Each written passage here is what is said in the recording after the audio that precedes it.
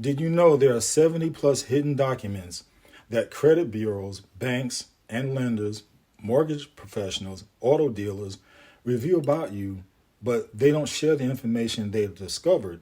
And this is called data reports. You think that your credit reports are the most important things that you can actually share with a lender or banker. But no, the credit report is now trumped by data reports. Your credit report is still important, but the data report is more inclusive. For example, when you're declined for credit, now it'll say, and you've probably seen this, our decision was based on, not in whole, but in part, on information obtained from your Equifax, Experian, and TransUnion credit report. Now, whichever bureau or all three will show in the report.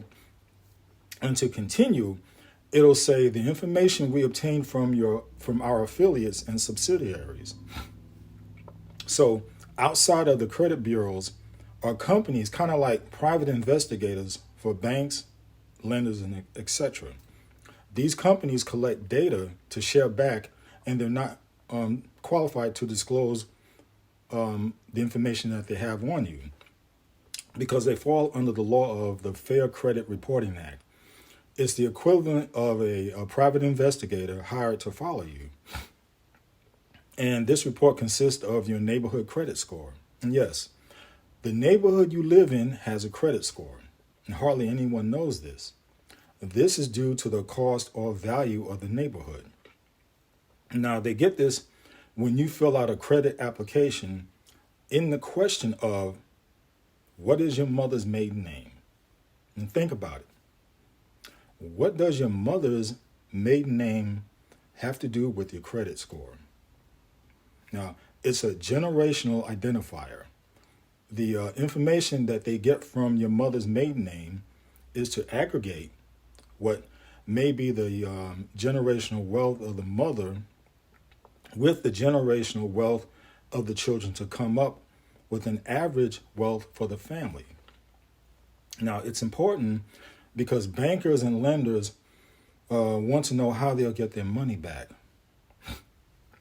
Now, from the face of it, it's not supposed to be a racial issue, but like anything, it can be manipulated. Another part of the data report is LexisNexis, which gives more details like how many people are in the house, the size of the house, the number of bedrooms in the house, the value of the house when it was purchased, if it has appreciated or depreciated, the crime rate in the community, the educational average in the community, and your data report also includes your zip code. And aside from your neighborhood, the city and state you reside in have ratings also. And finally, the data report shows your accounts.